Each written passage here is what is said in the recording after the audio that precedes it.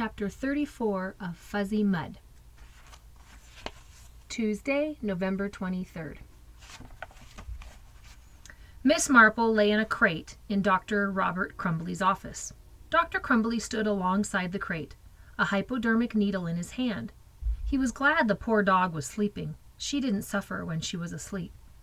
Part Australian Shepherd, part Chow, and part who knows what, Miss Marple used to have thick gray fur with white, black, and brown spots. Most of her fur had fallen out. Her naked skin was covered in blisters. She'd become deaf and blind. In her dream, Missy was running through the woods. All senses were on full alert as she searched for the lost children.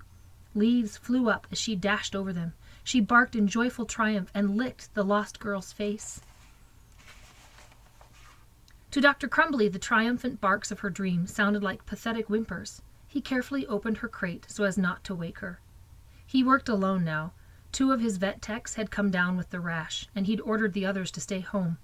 He wore gloves and boots, but not a hazmat suit. He didn't want to scare the animals. Miss Marple somehow sensed his presence. Her tail gave a weak thump against the bottom of her crate.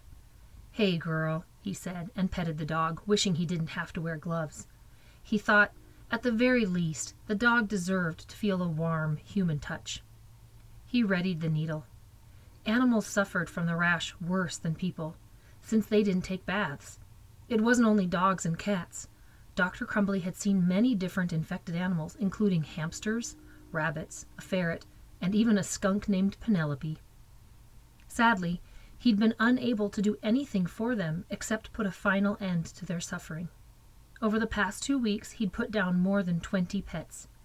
There had been one animal, however, that had shown no ill effects from the fuzzy mud.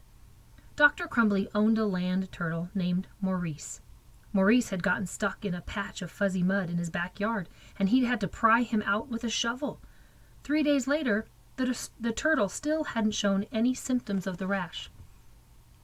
Peering through the microscope in his small office laboratory, Dr. Crumbly had compared samples of Maurice's skin with skin samples he'd taken from some of the infected animals. He'd discovered an enzyme in Maurice's skin cell that didn't appear in any of the other animals' skin cells. Miss Marple turned her head toward him.